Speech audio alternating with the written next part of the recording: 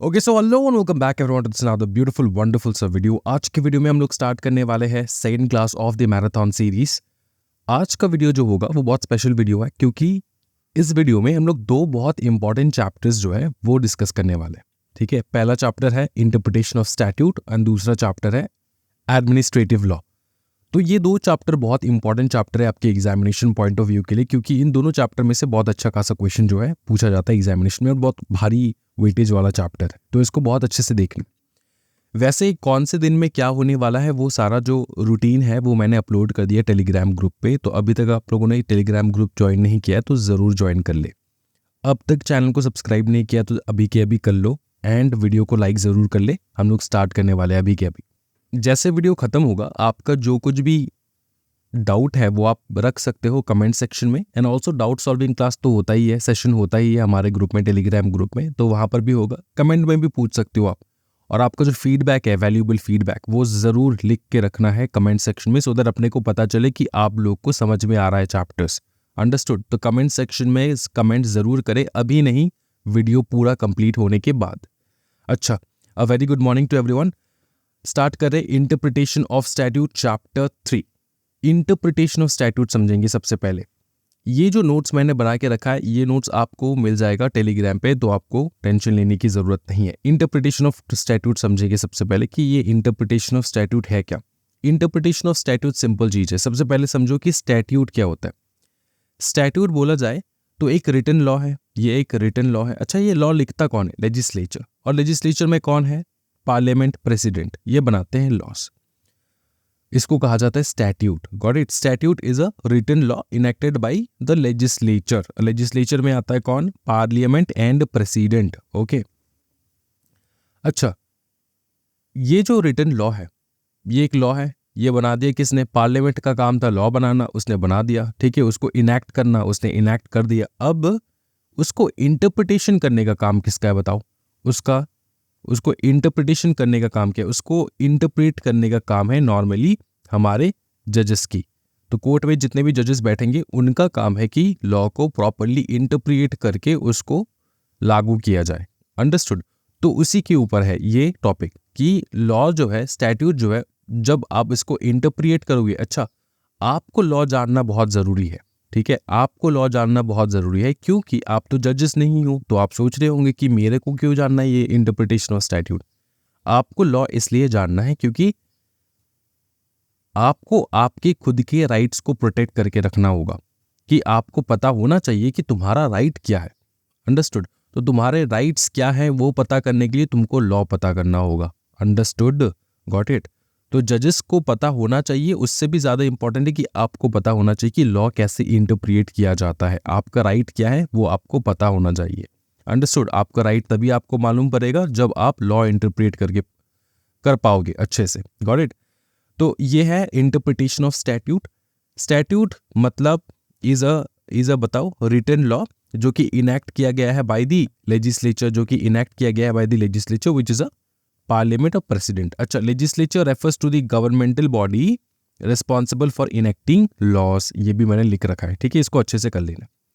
Material में जो लिखा है वो है the purpose of this interpretation is to see what is the intention expressed by the words used. तो इंटरप्रिटेशन हम लोग क्यों करते हैं? क्योंकि अपने को पर्पस पता करना होता है कि ये पर्पस क्या है, ये जो लॉ बना के रखा है इस लॉ का पर्पस क्या है।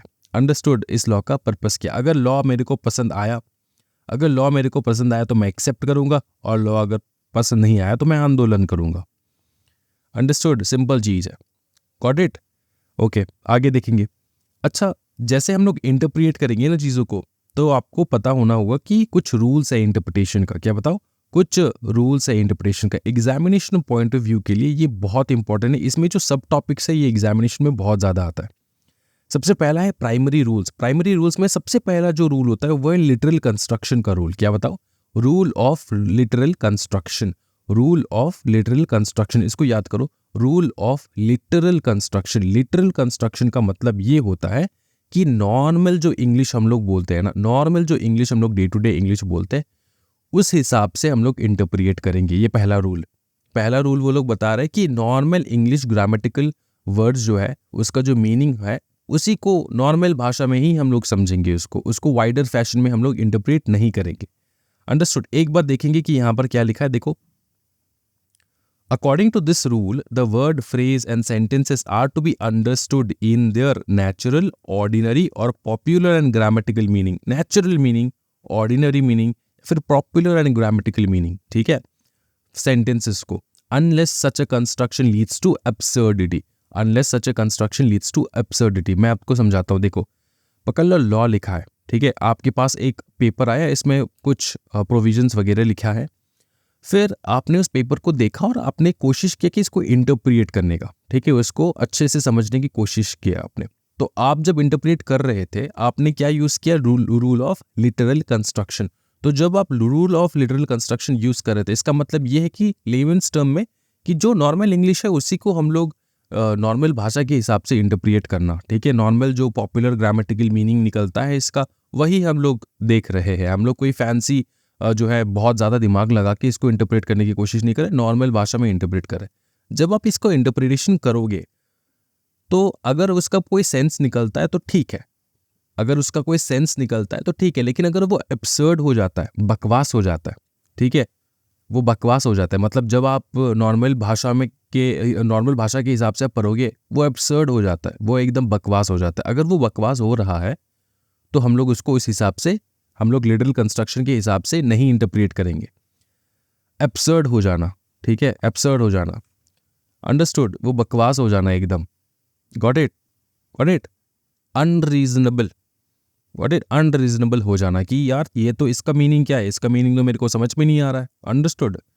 तो तब तक तुम उसको लिटरल कंस्ट्रक्शन के हिसाब से तुम उसका इंटरप्रेट करो जब तक उसका सेंस बनता है। और जब सेंस बनना बंद हो जाए, जब उसको एब्सर्ड हो जाए, जब वो एकदम रिडिकुलसली अनरीजनेबल हो जाए, एकदम बकवास हो जाए, इलॉजिकल हो जाए, तब बंद कर दो, तब वहाँ पे फुल स्टॉप लगा दो कि लिटरल कंस्ट्रक्शन नहीं हो सकता, इसको हम लोग किसी और तरीके से इंटरप्रेट करेंगे। अंडरस्टूड, इंटरप्रेट करेंगे किसी और तरीके से। अच्छा, तो पहला रूल क्या था? प्राइमरी रूल, जो कि है literal construction, rule of literal construction. उसमें कहा जाता है कि rule of normal English grammar and literature will be applied over here, ठीक है। इसमें एक बहुत अच्छा खासा केस है, जो केस है state of Himachal Pradesh versus Pawan Kumar, 2005 का केस है। एचपी वर्सेस पीके, ठीक है, एचपी वर्सेस पवन कुमार। ये ऐसा आपके मटेरियल में लिखा हो सकता है, आपको इसको अच्छे से लिखना है। हिमाचल प्रदेश वर्सेस पवन कुमार, 2005 का केस है। इसमें हुआ क्या था मैं तुमको पहले समझा देता हूँ, उसके बाद यहाँ पे इंटरप्रेट करेंगे, ठीक है। इंपॉर्टेंट है आपके एग्जामिनेशन पॉइंट ऑफ व्यू के लिए। अगर रूल ऑफ लिटरल कंस्ट्रक्शन पूछा गया तो आपको ये वाला केस स्टडी जो है वो लिखना है। इसमें ऐसा हुआ कि एक बंदा था, ठीक है, ये देखो, ये understood, this was a guy, okay, and he was arrested. अच्छा, इसको अरेस्ट क्यों किया गया था? क्योंकि इसके बैग में से ना अच्छा खासा जो है इलीगल ड्रग्स मिला। इलीगल ड्रग्स मतलब गांजा। Got it. यहाँ पे इस केस में तो गांजा मिला था। अच्छा, जब इसके बैग में इलीगल ड्रग्स मिला तो इस बंदे ने पुलिस के ऊपर केस कर दिया। अच्छा, पुलिस के ऊपर क्या केस किया मैं तुमको समझाता हूँ। इसके ऊपर केस ठोका गया अंडर द एक्ट, बताओ क्या? Narcotics drugs and psychotropic substances act. ये वाला narcotic drugs and psychotropic substances act, इसके NDPS एक्ट, ठीक है, इसके तहत इसके ऊपर केस किया गया, ठीक है। अब इस एक्ट में लिखा है, इसने भी लॉ पढ़ के रखा है, ठीक है, इसने भी लॉ पढ़ के रखा है। CS एग्जाम स्क्वाड का स्टूडेंट था, आधा किया था, एग्जीक्यूटिव पास नहीं कर पाया, गांजा बेचने लग गया। अब देखो क्या हो गया कि इसने कहा कि सेक्शन 50 कहता है कि तुम जो मेरा चेकिंग कर रहे हो, तुम जो मेरा ये चेकिंग कर रहे हो, फिजिकली चेकिंग कर रहे हो, ये वाला तुम कर सकते हो in front of a magistrate. Understood? In front of a magistrate. ऐसे में ऐसे तुम मेरे को ऐसे मतलब चेकिंग नहीं कर सकते। अंडरस्टूड? तो in front of a magistrate, तो इसका चेकिंग तो हुआ in front of a magistrate, लेकिन इसका बैग का चेकिंग, जो बिलोंगिंग था, बैग का चेकिंग उसी स्पॉट में हो गया था। तो इसने केस किया, तो तुमने जो किसी सीनियर ऑफिसर के प्रेजेंस के बिना तुमने जो मेरा ये बैग चेक किया, ठीक है, वो इलीगल है, वो लीगल नहीं है, वो लीगल प्रोसीजर नहीं है। ये बंदा क्लेम कर रहा है, ठीक है, पवन कुमार ये क्लेम कर रहा है। पवन कुमार कहता है कि ये इलीगल प्रोसीजर है कि तुम जो मेरा बैग चेक कर रहे हो किसी सीनियर ऑफिसर के प्रेजेंस के बिना, तो ये प्रोविजंस जो है सेक्शन 50 में कहा जाता है कि ये इलीगल है। तो ये केस गया कहाँ पे, कोर्ट में। तो सुप्रीम कोर्ट ने क्या कहा मैं तुमको समझाता हूँ। सबसे पहले अब रीड करेंगे, उसके बाद डिसीजन देखेंगे, ठीक है। देखो क्या बताया गया। अच्छा, उसको इन्फॉर्म किया गया, informing him of his right to be searched in the presence of a magistrate और ऑफिसर, ठीक है। अब स्टोरी क्या है देखो। Pawan Kumar was caught with a large quantity of drugs, जैसे कि चरस, ठीक है। चरस क्या होता है, अभी हनी सिंह का लेटेस्ट वीडियो आया था, उसमें तुम देख लो चरस क्या होता है। वो जो है एक हाई लेवल ड्रग होता है जो कि गांजा से बनता है, मतलब वही एक ही चीज़ है, मैरिजुआना से बनता है, लेकिन it's a superior kind of substance, ठीक है, जो तुमको बहुत अच्छा खासा जो है क्या कहते हैं इसको, इंटॉक्सिकेट कर देता है। अंडरस्टूड। अच्छा, मिला कहाँ पे मिला, in his bag during a search. He argued that the proper procedure under section 50 of the NDPS Act wasn't followed and the evidence drug should be thrown out। तो क्या कह रहा है ये बताओ। पवन कुमार कह रहा है कि तुमने फॉलो नहीं किया NDPS एक्ट, ठीक है, इसलिए तुमने फॉलो नहीं किया, प्रॉपर प्रोसीजर फॉलो नहीं किया, इसलिए जो तुमको ड्रग मिला है उसको फेंक दो, उसको एविडेंस के तौर पे तुम रजिस्टर नहीं कर सकते, उसको फेंकना पड़ेगा तुमको, ऐसा क्लेम कर रहा है भाई, सोचो।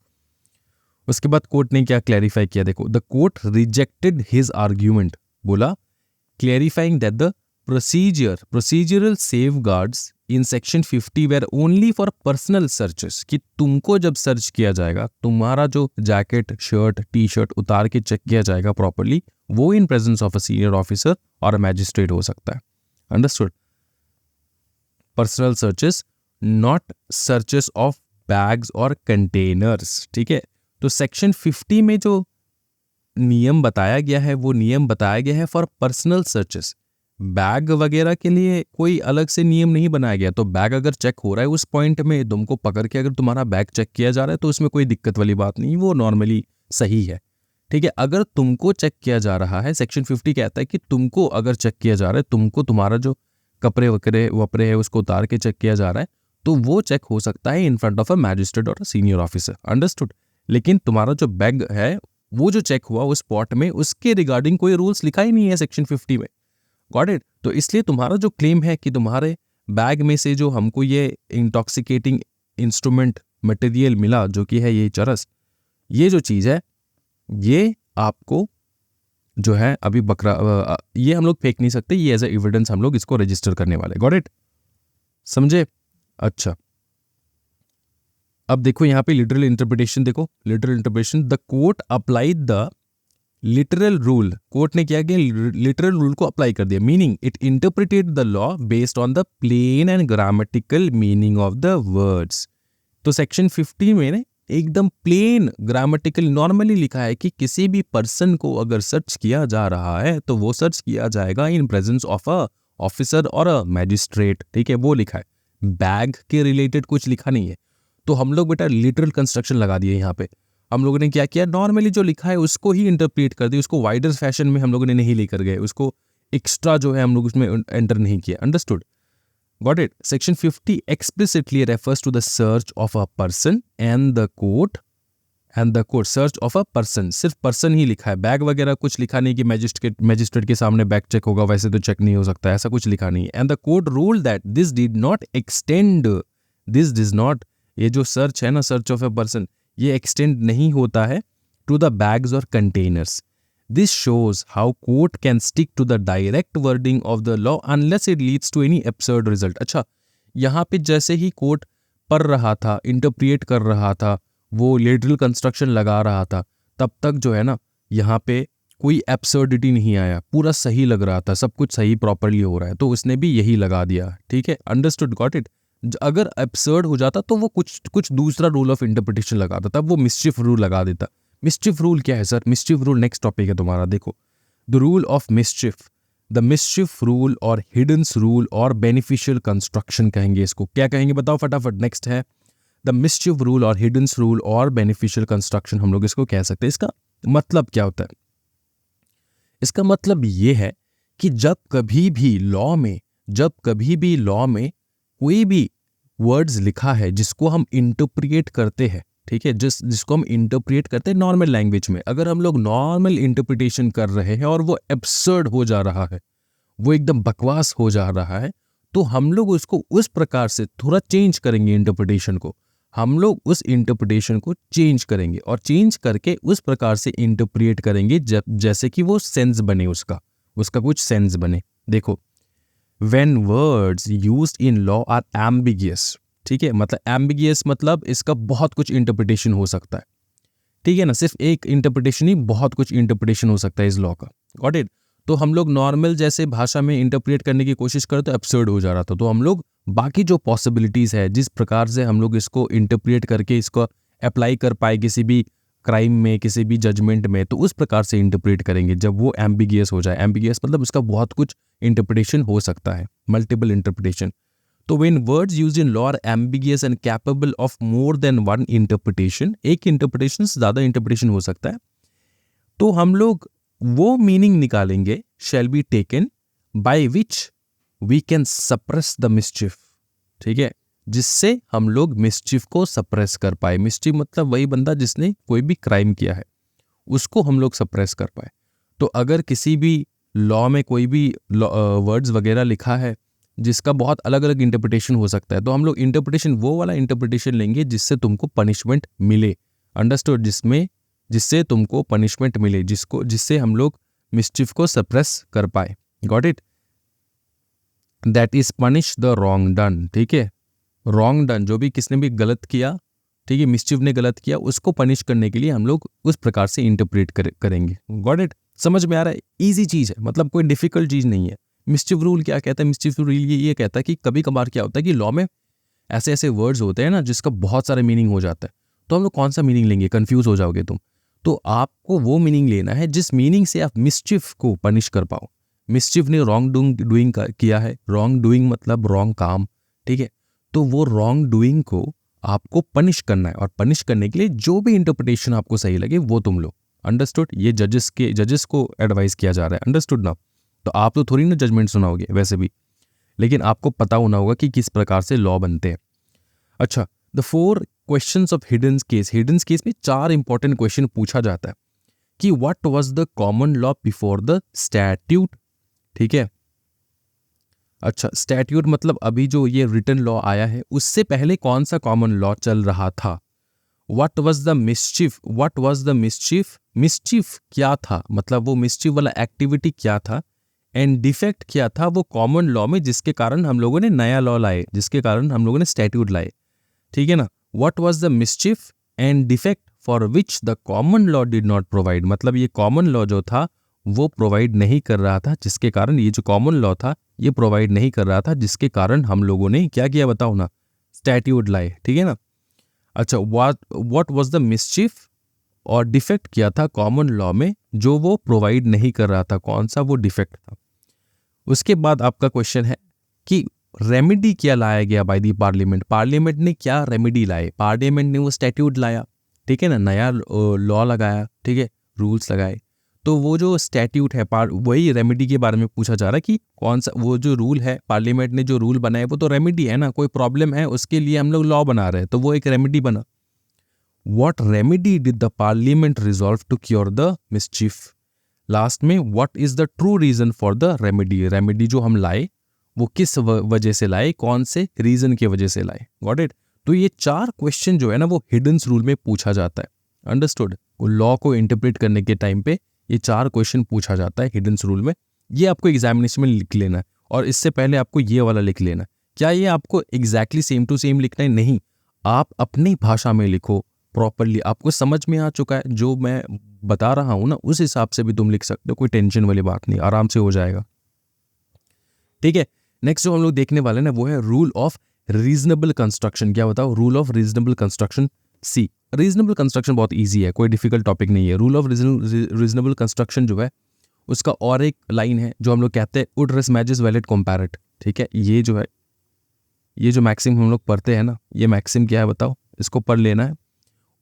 उड रेस मैजेस वैलिड कंपैरेट, ठीक है, उड रेस मैजेस वैलिड कंपैरेट। अच्छा, इसका मीनिंग है रूल, इसका मीनिंग क्या है? According to this rule the word of statute must be constructed so as to give a sensible meaning to them. Simple चीज है, ठीक है। रूल ऑफ रीजनेबल कंस्ट्रक्शन, जिसको हम लोग कहते हैं ओटरस मैजिस वैलिड कंपैरेट। अभी जो रीजनेबल कंस्ट्रक्शन है, जब भी तुम, ये एडवाइस है एक, ठीक है, ये एक लॉ है, इंटरप्रिटेशन का लॉ है, जो तुमको कह रहा है कि जब तुम इंटरप्रेट करोगे तो ऑलवेज मेक श्योर कि उसका कोई सेंसिबल मीनिंग बने, तुम्हारा इंटरप्रिटेशन का कोई सेंसिबल मीनिंग बने, ये तुमको फॉलो करके जाना है। Because ordinary meaning sometimes may not make proper sense. जो मैंने तुमको बताया कि कभी कभार क्या होता है ना कि तुम ऑर्डिनरी भाषा, ऑर्डिनरी लैंग्वेज, इंग्लिश ग्रामर लगा के जब तुम इंटरप्रेट करोगे तो कोई सेंस नहीं बनेगा। इसलिए आपको उस प्रकार से इसको इंटरप्रेट करना है जिससे ये सेंस बने, जिससे सेंस बने। तो यही है कि according to this rule the word of statute must be constructed so to give a sensible meaning to them. Got it? तो रीजनेबल कंस्ट्रक्शन क्या कहता है? सिंपल चीज है, रीजनेबल कंस्ट्रक्शन। एग्जामिनेशन में भूल जाओ तो कैसे याद रखना? Reasonable construction. भाई तुम जो कंस्ट्रक्शन कर रहे हो इस लॉ का, ठीक है, इस लॉ का जो तुम जो मीनिंग निकाल रहे हो वो रीजनेबल होना चाहिए, वो रीजनेबल होना चाहिए, ठीक है, उसका सेंसिबल मीनिंग होना चाहिए। बस यही लिखना है एग्जामिनेशन में, और क्या लिखना है। Got it? नेक्स्ट है rule of harmonious construction. Harmonious construction मैं तुमको बताता हूँ, बहुत सिंपल जी। हार्मोनी का मतलब क्या होता है? भाईचारा, अच्छे से रहना, हार्मोनी में रहना, पीसफुली रहना। भाई बहुत सारे लोग हैं, बहुत सारे डिफरेंट टाइप्स ऑफ लोग हैं, और भाईचारे में रहना। अंडरस्टूड? अब ये हार्मोनी जो है ना, ये सिंपली अप्लाई कर दो तुम किसके ऊपर? लॉ के ऊपर। कैसे? जैसे कि एक पर्टिकुलर, पकड़ लो, एक पर्टिकुलर, वन पर्टिकुलर कोई केस है, ठीक है। अब केस में कोई एक ने, किसी ने कोई किसी प्रकार का गड़बड़ किया, ठीक है, किसी भी प्रकार का क्राइम किया, पकड़ लो क्राइम किया, ठीक है। अब इस क्राइम का जो पनिशमेंट है ना, लॉ में अगर देखा जाए इस क्राइम का बहुत सारे पनिशमेंट्स है, बहुत सारे पनिशमेंट है। अलग अलग लॉ ने अलग अलग बात बता के रखा है इस क्राइम से रिलेटेड। तो मतलब इतना ज़्यादा वैरायटी हो चुका है, तो इसको हार्मोनी में कैसे लाना है, भाईचारे में कैसे रखना है इन सारे लॉ को, सो दैट किसी का भी मेन जो ऑब्जेक्टिव है वो डिफीट ना हो। अच्छा, लॉ मेकर्स लॉ क्यों बनाते हैं? लॉ मेकर्स लॉ बनाते हैं सो दैट वो एप्लीकेबल हो पाए। और कोई भी लॉ अगर तुम उसको मान नहीं रहे हो, मतलब उस लॉ का इज्जत नहीं कर रहे हो, लेकिन तुमको यहाँ पे इज्जत करना है। अब तुम सोचोगे कि सर एक क्राइम की वजह से बहुत सारे लॉ है, तो हम लोग सब लॉ को कैसे फॉलो करेंगे? सब लॉ को आपको हार्मोनी में लेकर आना है। हार्मोनी में मतलब भाईचारे में लेकर आना है, सबको मिला के एक जजमेंट देना है। अंडरस्टूड? सब लॉ को मिला के एक जजमेंट देना है। सर क्यों, ऐसा क्यों? सो दैट किसी भी लॉ का जो मोटिव है वो डिफीट ना हो जाए। अंडरस्टूड? ये लॉ बनाया गया है किसी एक मोटिव के कारण, कोई एक रीजन था, है ना, उसका जो एक अस्तित्व है, वो लॉ का जो एक प्रेजेंस है वो डिफीट ना हो जाए। इसलिए आपको क्या करना होगा? Harmonious construction. जब किसी एक मैटर पे बहुत सारे लॉस है तो सारे लॉस को एक साथ इंटरप्रेट करो, सारे लॉस को एक साथ लेकर आओ, एक साथ मिला के हार्मोनी में ला के फिर तुम जजमेंट दो। Got it? देखो हम लोग फिर से देखेंगे यहाँ पे, when on the same subject matter, एक सब्जेक्ट मैटर में there exist more than one provision, एक मोर देन वन प्रोविजन, एक से ज्यादा प्रोविजंस है एक सब्जेक्ट मैटर में, एक सब्जेक्ट मैटर में एक से ज्यादा प्रोविजंस है लॉ के, देन हम लोग क्या करेंगे? We should combine those provisions so that as far as possible none of the provisions get defeated. किसी भी प्रोविजन को डिफीट ना मिले, किसी भी प्रोविजन को हम लोग डिफीट ना करें, उस हिसाब से हम लोग को रीजनेबल हार्मोनियस कंस्ट्रक्शन करना होगा, कंबाइन करना होगा सारे लॉ को। Got it? Are you understanding this? या now where in the enactment, देखो ये है इंस्टीट्यूट का और ये है मेरा, मैंने यहाँ पे लिख दिया है इजी भाषा में, और ये इंस्टीट्यूट का भी आप लिख सकते हो एक साथ। Where in an enactment there are two provisions, TW होगा, ठीक है। There are two provisions which cannot be reconciled with each other, मतलब बताया जा रहा है कि एक से ज्यादा प्रोविजंस है, ठीक है। तो they should be so interpreted, उसको आप उस प्रकार से इंटरप्रिएट करो दैट इफ पॉसिबल इफेक्ट में बी गिवन टू बोथ, अगर पॉसिबल हो पाए दोनों को इफेक्ट दिया जाए, दोनों को कंबाइन करके आपको आप जजमेंट दो, ठीक है। इस प्रकार से आपको लॉ इंटरप्रिएट करना है। This is what is known as the rule of harmonious construction. ये समझ में आ चुका है? कोई दिक्कत है बताओ भाई, कोई मतलब डाउट? हार्मोनियस कंस्ट्रक्शन कोई डाउट नहीं। हार्मोनी कंस्ट्रक्शन देखो एग्जामिनेशन में आ गया, आपको सिर्फ दिमाग लगाना है। हार्मोनियस कंस्ट्रक्शन मतलब हार्मोनी में रहना, भाईचारे में रहना। भाईचारे में तब रहा जाता है जब एक से ज्यादा क्लैश हो रहे हो, एक से ज्यादा कुछ हो, एक से ज्यादा आइडेंटिटी हो, एक से ज्यादा एंटिटीज हो। तो मतलब यहाँ पे एक से ज्यादा लॉ है, तो सीधा दिमाग में क्लिक होगा, अच्छा एक से ज़्यादा लॉ है एक पर्टिकुलर सब्जेक्ट मैटर के कारण, इसलिए हम लोग सारे लॉ को कंबाइन करके यहाँ पे डाल देंगे। इसको कहा जाता है हार्मोनियस कंस्ट्रक्शन। रीजनेबल कंस्ट्रक्शन मतलब सिंपल चीज़ है, सेंसिबल मीनिंग बनाओ इंटरप्रिटेशन का कोई सेंसिबल मीनिंग बनाओ। उसके पहले है मिस्चिफ रूल। मिस्चिफ रूल मतलब किसी भी वर्ड का अगर कोई एम्बिगियस इंटरप्रिटेशन निकलता है, मतलब कोई किसी भी वर्ड का, ठीक है, किसी भी वर्ड का बहुत सारे मीनिंग निकलते हैं, तो हम लोग वो मीनिंग निकाल के लाएंगे, हम लोग वो मीनिंग एप्लीकेबल करेंगे इस जजमेंट में जिससे मिस्चिफ को पनिशमेंट दिया जाए, क्या ये समझ में आ रहा है? चलो आगे देखेंगे। नेक्स्ट है रूल ऑफ एजिस्डम जनरस। बहुत ब्यूटीफुल रूल है, बहुत ब्यूटीफुल, बहुत अलग है ये रूल। रूल ऑफ एजिस्डम जनरस में कहा जाता है, ये इसका मीनिंग होता है ऑफ द सेम काइंड और species, of the same kind of species. देखो समझो इसको, जब तुम स्टैट्यूट को इंटरप्रिएट करोगे ना, जब तुम लॉ को इंटरप्रिएट करोगे ना, तब क्या होगा, तुम्हारे सामने कुछ ऐसे टाइप के आपको पैराग्राफ्स दिखेंगे ना, जहाँ पे आपको लिस्ट नजर आएगा, ठीक है, एक्सेट्रा नजर आएगा। तो वो एक्सेट्रा में आपको क्या भरना है? आप सोचोगे कि यहाँ पे तो एक्सेट्रा बोल दिए, मतलब यहाँ पे तो और भी होगा, तो एक्सेट्रा में हम लोग क्या इंक्लूड करें और क्या इंक्लूड ना करें। अंडरस्टूड? ये समझ में आ रहा है? हाँ, तो देखो यहाँ पर क्या बताया कि द स्टैट्यूट कंटेन्स, ये जो स्टैट्यूट है जो मैंने आपको बता रहा हूँ मैं, ये लॉ है, contains an enumeration by specific words. एक लिस्ट, एन्यूमरेशन मतलब लिस्ट है, ठीक है, एन्यूमरेशन मतलब लिस्ट, लिख दो बेटा, LIST, लिस्ट है, बाय स्पेसिफिक वर्ड, एक लिस्ट है कुछ स्पेसिफिक वर्ड्स का, एक वर्ड, दो वर्ड, तीन, ऐसे करके एक लिस्ट है। The member of the enumeration constitute a class. मतलब क्या, ये जो लिस्ट में जो वर्ड्स लिखे हैं ना, ये इनको मेंबर्स कहा जा रहा है, ये एक पर्टिकुलर क्लास ऑफ वर्ड्स है, ठीक है ना।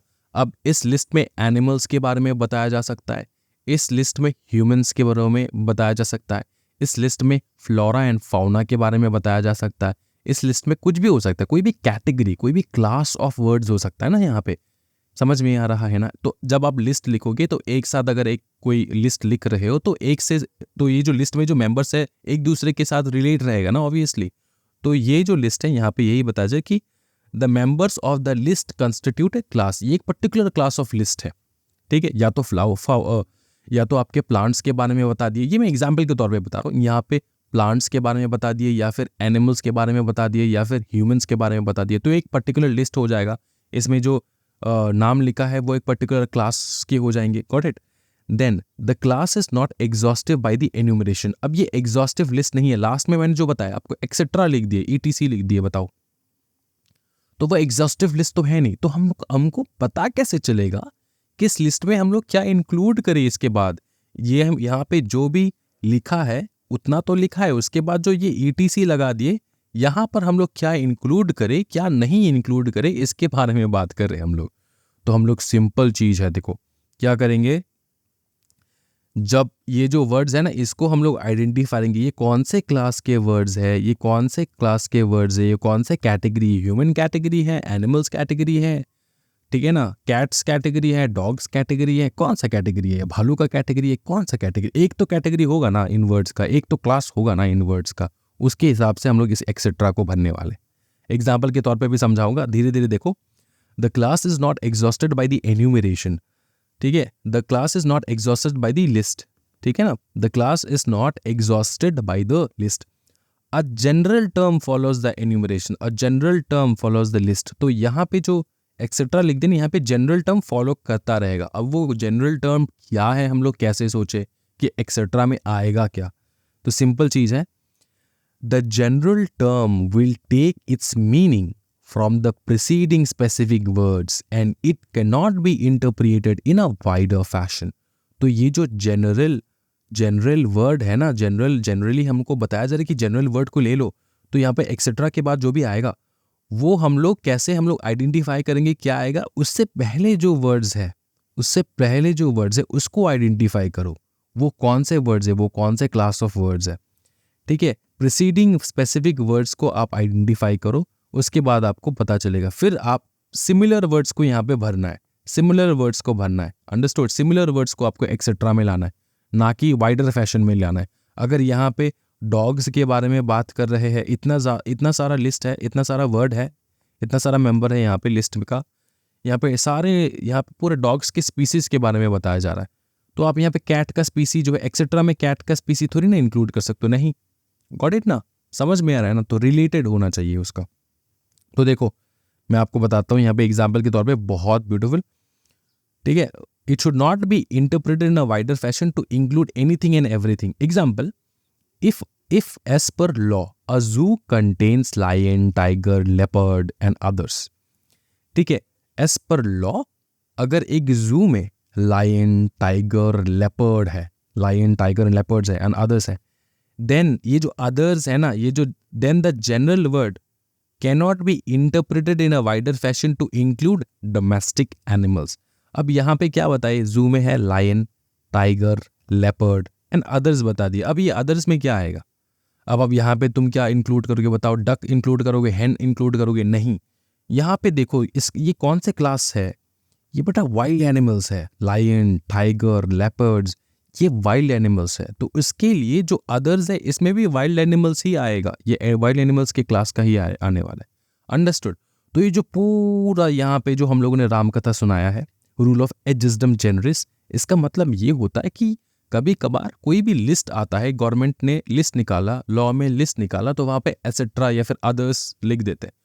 तो उसको कैसे इंटरप्रेट करना है, उसमें क्या इंक्लूड करना है, नहीं इंक्लूड करना है। तो सिंपल चीज़ है, उससे पहले जो वर्ड्स लिखा है ऑलरेडी जो मेंशन्ड है उसको आइडेंटिफाई करो, वो कौन से कैटेगरी के हैं, कौन से क्लास के हैं, उसके हिसाब से आप जनरल वर्ड भरते जाओ, कोई टेंशन नहीं है। जैसे कि यहाँ पे लायन, टाइगर, लेपर्ड है, यहाँ पे फिर तुम वाइल्ड एनिमल के तौर पे तुम दे सकते हो, किसको क्या दे सकते हो बताओ, लायन, टाइगर, लेपर्ड है, लायन, टाइगर, लेपर्ड है, चीता लगा दो, हाइना लगा दो, ठीक है, ऐसे तुम भरते रहो, कोई टेंशन नहीं है। Got it. ये सारे क्या है बताओ, वाइल्ड एनिमल्स है। Next, rule of exceptional construction देखेंगे, ठीक है, प्राइमरी रूल का लास्ट है ये, rule of exceptional construction. Exceptional construction जो है ना, ये बहुत सिंपल चीज़ है, ये एक्स्ट्रा तुम्हारा पॉइंट है जो इंटरप्रिटेशन में लागू हो जाता है, कभी कभार यूज होता है। जैसे कि मैं तुमको समझाता हूँ, एक्सेप्शनल कंस्ट्रक्शन देखो, it is same as reasonable construction. ये जो एक्सेप्शनल कंस्ट्रक्शन है, ये reasonable construction same to same है, कोई डिफरेंस नहीं है। Got it. अब ये जो रीजनेबल कंस्ट्रक्शन तुमको पता ही है कि इंटरप्रिटेशन इस हिसाब से करो कि इसका सेंसेबल मीनिंग बने। गॉट इट ना। तो जैसे मैं तुमको एक बहुत क्लासिक एग्जांपल देता हूँ, जैसे कि देखो, सबसे पहले तो कॉमन सेंस रूल यूज करना है, जब तुम इंटरप्रेट करोगे कॉमन सेंस लगाना है वहाँ पे। फिर कंजंक्टिव एंड डिसजंक्टिव वर्ड यूज करना है, और, एंड, ये वाले, ठीक है ना, ये वर्ड्स तुमको अच्छे से इंटरप्रेट करना है। और वर्ड्स जैसे कि मे, मस्ट, शैल, ये भी तुमको अच्छे से इंटरप्रेट करना है, जिस हिसाब से एम्बिगियस ना हो, जिस हिसाब से उसका धजिया ना उड़ जाए इंटरप्रिटेशन का, है ना, उस हिसाब से तुमको इंटरप्रेट करना है, जिसको सेंसेबल मीनिंग बने, कि सेंसेबल मीनिंग बने। जैसे कि सर एक एग्जाम्पल के तौर पे बताओ, बहुत क्लासिक एग्जाम्पल देता हूँ तुमको, सुनो। कभी कभार क्या होता है ना, sometimes to remove absurdity, may shall be read as shall and shall shall be read as may. Got it? may को हम shall पढ़ेंगे, shall को हम may पढ़ेंगे, दोनों में डिफरेंस क्या है सर, वो बताओ। may जो है वो कंपलसरी नहीं है, shall जो है वो कंपलसरी है, ठीक है। you may go to school tomorrow, तो मतलब तुम जाओ, नहीं भी जा सकते हो, तुम जा भी सकते हो, नहीं भी जा सकते हो, लेकिन you shall go to school tomorrow, इसका मतलब ये होता है कि तुमको जाना है। तो ये तो बहुत आकाश और पाताल का डिफरेंस है दोनों में, राइट। तो कभी कभार अगर लॉ में मे लिखा है, तुमको शैल पढ़ना है उसको। क्यों सर, कैसे, एग्जाम्पल दो। एग्जाम्पल ये है कि कंपनीज एक्ट में अगर तुम देखोगे अच्छे से, वहां पे लिखा है as per the companies act 2013 company may be formed for lawful object. ये तुमको लिखा है वहां पे, दिखोगे तुम अगर कंपनी लॉ पढ़ोगे तुमको ये लाइन दिखेगा, company may be formed for a lawful object. इसका मतलब क्या है, अगर हम लोग यहाँ पे अगर हम लोग नॉर्मल कंस्ट्रक्शन करें, नॉर्मल इंटरप्रिटेशन करें, जनरल इंटरप्रिटेशन करें, प्राइमरी लिटरल कंस्ट्रक्शन, जो पहला वाला है, ये देखो ना, नॉर्मल इंग्लिश वाला ग्रामर यूज करे, ये लिटरल कंस्ट्रक्शन लगाए, क्या है यहाँ पे, नॉर्मल इंग्लिश ग्रामर लगाओ, ये बताया जा रहा है। तो यहाँ पर लगाते हैं नॉर्मल इंग्लिश ग्रामर, देखो क्या होता है फिर। नॉर्मल इंग्लिश ग्रामर से क्या होता है, देखो, company may be formed for lawful object, इसका मतलब ये है मे मतलब तुम लॉफुल ऑब्जेक्ट के लिए बना सकते हो या फिर लॉफुल ऑब्जेक्ट के लिए नहीं भी बना सकते हो, मतलब इलीगल ऑब्जेक्ट के लिए भी बना सकते हो, अनलॉफुल ऑब्जेक्ट के लिए भी बना सकते हो। यही तो है लिटरली अगर हम लोग इसको इंटरप्रेट करें तो यही निकलता है कि ना? बताओ ना। हाँ सर, तो company may be formed for a lawful object. तो मे बी मतलब क्या? अरे definitely company should be formed, company shall be formed for a lawful object. वो अनलॉफुल ऑब्जेक्ट के लिए बन ही नहीं सकता। तो कभी कभार जब ये मे लिखा होता है ना, तब तुमको शैल पढ़ना होता है। मे तो मतलब है कि मैंडेटरी नहीं है बनाना लॉफुली, है ना, लेकिन तुमको पढ़ना है उसको शैल की तरह। अंडरस्टूड? शैल की तरह तुमको पढ़ना है इसको। सो यहाँ पे हम लोग वो लिटरल जो नॉर्मल ग्रामर इंटरप्रिटेशन है उसको हम लोग नहीं लगा सकते, लिटरल कंस्ट्रक्शन नहीं कर सकते। यहाँ पे हमको करना है क्या बताओ? सेंसिबल कंस्ट्रक्शन करना है। Got it? सेंसिबल कंस्ट्रक्शन करना है। अंडरस्टूड? सेंसिबल कंस्ट्रक्शन मतलब रूल ऑफ रीजनेबल कंस्ट्रक्शन करना है कि यहाँ पे जो मतलब रीजनेबल लगे, कोई सेंस बने इस चीज का। अंडरस्टूड? सेंस तभी बनेगा जब शेल लगाओगे। अगर मे पढ़ोगे तो सेंस नहीं बनेगा, क्योंकि मे लगाओगे तो लग रहा कि अनलॉफुल ऑब्जेक्ट के लिए भी बना सकते कंपनी, लेकिन ऐसा तो है नहीं। तो इसलिए हम लोग सेंस बनाएंगे शेल लगा के। अंडरस्टूड? ये होता है इंटरप्रिटेशन। इसके बारे में हम लोग पढ़ रहे हैं, इंटरप्रिटेशन ऑफ स्टैट्यूट का चैप्टर। Got it? अच्छा, नेक्स्ट हम लोग देखेंगे अदर रूल्स ऑफ इंटरप्रिटेशन। बहुत ब्यूटीफुल है, फटाफट खत्म हो जाएगा और ज्यादा कुछ नहीं है। देखो हम लोग देखेंगे यहाँ पे बहुत इंपॉर्टेंट टॉपिक है ये सारे। अदर रूल ऑफ इंटरप्रिटेशन देखेंगे। नंबर 1 जो है एक्सप्रेसियो यूनिस एस्ट एक्सक्लूसिव अल्टरियस। इसका मतलब क्या है समझाओ सर? एक्सप्रेसियो यूनिस एस्ट एक्सक्लूसिव अल्टरियस, ये आपको एक पेपर में लिख लेना है और चिपका देना है कहीं पे, और आपको इसका मीनिंग भी लिख देना है, एंड सुबह शाम उठ के एक बार पढ़ लेना है, सो दैट आपके दिमाग में ये छप जाए। Got it? छप जाए। अंडरस्टूड ना? अच्छा, एक्सप्रेसिव यूनिस एस्ट एक्सक्लूसिव अल्टरियस, इसका मतलब होता है the expression of one thing excludes others. The expression of one thing excludes other, मतलब मैंने एक्सक्लूसिवली अगर कुछ मेंशन किया है, इसका मतलब यह है कि बाकी सारा जो चीज है वो एक्सक्लूडेड है। जैसे मैं एग्जांपल के तौर पे समझाता हूँ, तुमको ये वाला पढ़ने की जरूरत भी नहीं है। एग्जांपल समझो, एक क्लास है, क्लास में बॉयज प्लस गर्ल्स दोनों है। तो मैंने क्लास में गया, मैं बोला कि all the boys stand up. ऐसा मैंने बोला। क्या बोला? All the boys stand up. तो बताओ यहाँ पे गर्ल स्टैंड अप करेगी? नहीं। क्या करेगी? सिट डाउन करेगी, राइट? लेकिन सर आपने तो बताया नहीं all the girls sit down. अरे भाई, मैंने एक्सक्लूसिवली मेंशन किया कि all the boys stand up. इसका मतलब होता है कि बाकी जो मैंने मेंशन नहीं किया है वो एक्सक्लूड होता है। आपको स्टैंड अप करने की जरूरत नहीं है जिनको मैंने मेंशन नहीं किया है, मतलब गर्ल्स। Got it? इजी समझ में आ रहा है? हाँ जी। तो यही है, मैंने एक्सप्रेसिवली बता दिया कि एक चीज का मैंने इंक्लूड किया। कौन सा चीज इंक्लूड किया? बॉयज को। मैंने बोला कि बॉयज स्टैंड अप। इसका मतलब ये है कि मैंने जिसको इंक्लूड नहीं किया, जो कि गर्ल्स बैठे हैं वहां पे, तो उसको इंक्लूडेड नहीं है वो लोग, उसके ऊपर बात नहीं हो रहा है यहाँ पे। अंडरस्टूड? उनको सीटेड ही रहना है, उनको स्टैंड अप नहीं करना है। Got it? अच्छा देखो यहाँ पे एक बार, this primary rules means if a statute explicitly mentions one thing it implies the exclusion of another. मैंने एक्सक्लूसिवली मेंशन किया बॉय स्टैंड अप, इसका मतलब मैंने एक्सक्लूसिवली जो है मतलब ये इंप्लाई हो जाता है, नॉर्मल इंप्लाई हो जाता है कि मैंने एक्सक्लूजन किया। किसका? गर्ल्स का। मैंने गर्ल्स को इंक्लूड नहीं किया, उनको एक्सक्लूड कर दिया मैंने। अंडरस्टूड? स्टैंड अप होने से मैंने एक्सक्लूड कर दिया। तो स्टैट्यूट कभी कभार क्या होता है, वहां पे अगर कोई एक चीज मेंशन है तो इसका मतलब होता है, वो इंप्लाई क्या करता है, वो उसका मतलब होता है कि वो एक्सक्लूड कर रहा है बाकी चीजों को। ठीक है? दैट आर नॉट मेंशन्ड, जो मेंशन नहीं है उसको एक्सक्लूड कर रहा है। For instance, if a law grants a benefit to employees but does not mention contractors, it is assume that contractors are excluded from the benefit. Got it? तो किसी law में ऐसा मेंशन्ड है कि सारे एम्प्लॉयज को मिलेगा क्या बताओ, एक किसी प्रकार का बेनिफिट। तो कॉन्ट्रैक्टर बोले हमको भी मिलने वाला है। फिर भाई तुम तो एम्प्लॉय नहीं हो, तुम तो कॉन्ट्रैक्टर हो, इंडिविजुअल कॉन्ट्रैक्टर हो, तो तुम कॉन्ट्रैक्टर हो, तुमको नहीं मिलने वाला। सर वो तो बताया नहीं। अब भैया मैंने बताया ना, मैंने इंक्लूड किया सिर्फ एम्प्लॉयज को, क्या कॉन्ट्रैक्टर को इंक्लूड किया? नहीं। तो वो इम्प्लाई ये होगा कि वो एक्सक्लूडेड है, तुमको नहीं मिलने वाला बेनिफिट। अंडरस्टूड, ये समझ में आ रहा है, बेसिक चीज़ है। नेक्स्ट है नोसेटर एसोसिएट्स।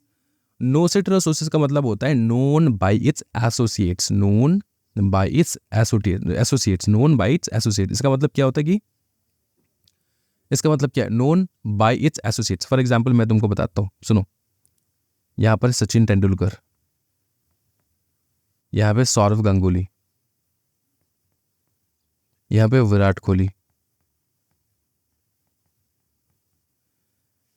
मैं अगर तुमसे पूछूं ये विराट कोहली कौन है, क्वेश्चन मार्क, एक लिस्ट में सबका नाम लिखा था, ये 3-4 लोगों का नाम लिखा था एक ही लिस्ट में, तुमको पकड़ लो पता ही नहीं कि विराट कोहली कौन है, तो तुम क्या करोगे, उसके अगल बगल देखोगे कि लिस्ट में कौन सा नाम मेंशन्ड है। अच्छा, सौरव गांगुली, सचिन तेंदुलकर, अरे ये तो क्रिकेटर्स है। तो अगर ये क्रिकेटर्स है, एक लिस्ट में क्रिकेटर्स का नाम लिखा है, तो ये कौन हुआ, ये भी तो क्रिकेटर ही हुआ। तो नोन, इसका तुमको पता नहीं है क्या है, तुम ये अननोन है तुम्हारे लिए, तो तुम इसको नोन कैसे करोगे, known by it's associate words. Associate, उसके अगल बगल जो वर्ड्स है उससे हम पता करेंगे कि इसका मीनिंग क्या है, इसका मतलब क्या है, ये क्या है क्या। Understood, known by it's associate, समझ में आ रहा है। The rule suggests that meaning of a word can be understood by looking at the word, by looking at the, बताओ ना, by looking at the word around it, by looking at the word around it. For example, if a word appears in a list with other terms, its meaning should be interpreted in a context that the whole list, context of the whole list. तो एक list में बहुत सारे words हैं और वहाँ पे एक वर्ड पॉप अप होता है, तुमको उसका मीनिंग समझ में नहीं आ रहा है, तो उसका कॉन्टेक्स्ट आप कैसे लोगे, जो पूरा होल लिस्ट में जो मतलब मीनिंग निकलता है, जो एक रिलेशन बनता है, उसके हिसाब से तुम इंटरप्रेट करोगे। This helps to avoid applying an isolated meaning that does not fit with the surrounding words. समझ में आ रहा है ना। तो इससे हेल्प क्या होता है कि हम लोग आइसोलेटेड मीनिंग उसमें नहीं लगा देते। आइसोलेटेड मीनिंग मतलब कोई डिफरेंट मीनिंग नहीं लगा देते, ठीक है ना। हम लोग उसके जो एसोसिएट वर्ड्स है, उसके अगल बगल जो वर्ड्स है, उसका ही मीनिंग हम लोग लगाएंगे इसके ऊपर। अंडरस्टूड। नेक्स्ट है कॉन्टेम्पोरेनिया एक्सपोजिटो एस्ट ऑप्टिमाइड फॉर्टिसिमा इन लगे।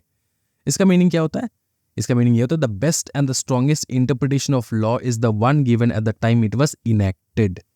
देखो, जब लॉ पुराना हो जाता है ना, तब उसका मीनिंग चेंज होता रहता है, हम लोग मीनिंग चेंज करते रहते हैं। तो जजेस का ड्यूटी ये होता है कि हमेशा जब भी लॉ को इंटरप्रेट करे, दिमाग में एक ही चीज रहे कि जब जिस दिन वो लॉ बनाया गया, वो कौन से रीजन की वजह से वो लॉ बनाया गया, उसी रीजन को हम लोग याद करके यहाँ पे जजमेंट देना है। हमको नया कुछ इंटरप्रिटेशन नहीं करना है, हमको वो मीनिंग निकालना है जो मीनिंग असल में जिस दिन ये लॉ बना था, उस दिन क्या मीनिंग निकाला गया था, क्या इंटेंशन था, वो सारा हम लोग सोच के हम लोग इस लॉ को अप्लाई करने वाले, इस लॉ को हम लोग इंटरप्रिएट करने वाले हैं। सिंपल चीज, ठीक है। The best and the strongest interpretation of the law क्या होगा, वो द बेस्ट इंटरप्रिटेशन क्या होगा, is the one given at the time of when it was enacted. जब वो इनेक्ट हुआ, तब वो जो वहाँ पे जो एक रीजन दिया कि हाँ ये लॉ इस कारणवश आ रहा है, तो वही सबसे मीनिंगफुल, वही सबसे बेस्ट इंटरप्रिटेशन है। तो उसी को लेकर तुमको चलना होगा। Got it? हाँ जी। The principle of statutory interpretation means that when interpreting old statute or law, the court should give weight to how the law was understood and applied when it was originally लाया गया। जब इसको originally लाया गया तो उसको किस प्रकार से हम लोग इनेक्ट कर रहे थे, इसको किस प्रकार से हम लोग ले रहे थे, वो तुम आइडेंटिफाई करोगे, तब जाके तुम इस वाले केस में सेम वही मैनर से तुम इसका जजमेंट पास करने वाले हो। Got it? बहुत सिंपल। नेक्स्ट क्या देखेंगे, strict and liberal construction. Strict construction and liberal construction क्या होता है? स्ट्रिक्ट कंस्ट्रक्शन का मतलब होता है, strict construction means interpreting the law narrowly and literally. ठीक है, तो स्ट्रिक्ट कंस्ट्रक्शन करना। लिबरल कंस्ट्रक्शन डिफरेंट है। लिबरल कंस्ट्रक्शन कहता है involves interpreting the law in a broad and flexible manner. यही डिफरेंस है दोनों में। ये भी एक प्रकार के इंटरप्रिटेशन स्किल है जो आपको सीखना है। नेक्स्ट हम लोग देखेंगे प्रिजम्पशंस, कि हम लोग जब भी इंटरप्रेट करेंगे स्टैट्यूट को, हम लोग क्या प्रिज्यूम करेंगे, हम लोग क्या अज्यूम करेंगे, बताओ।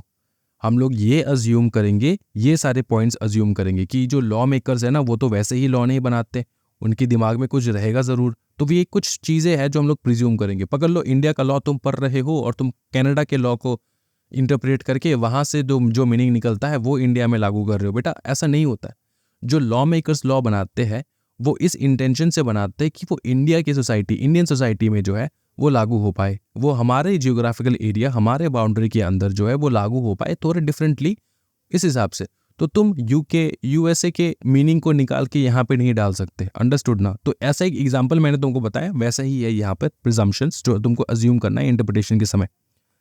That the word of statute are used precisely and not loosely, ये यहाँ लिख दो, एंड नॉट लूजली, कि स्टैट्यूट में हम लोग जो वर्ड लिखते हैं वो प्रिसाइज्ड होता है, वो लूजली नहीं होता। तो इसका लूज कंस्ट्रक्शन नहीं करना है।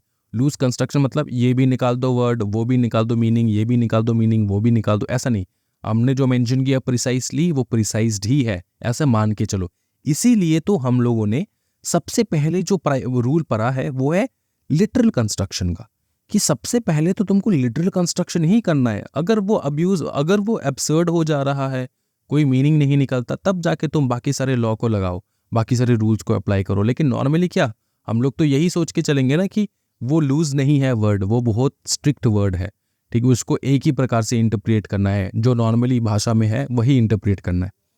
तो यही है सिंपल। यहाँ पे प्रिज्यूम करेंगे हम लोग क्या, the words statute are used precisely and not loosely. Next, rights which a person possessed at the time the statute was passed are not taken away without express words। मतलब देखो, जब तुम इंटरप्रिएट करोगे तब तुम किसी के राइट को निकाल नहीं दे सकते, किसी के राइट को छीन नहीं सकते। तुम इंटरप्रेट करके बोलोगे अच्छा इस लॉ में ये लिखा है कि तुमको तो बेटा आज से राशन नहीं मिलने वाला, ऐसा लिखा है इस लॉ में।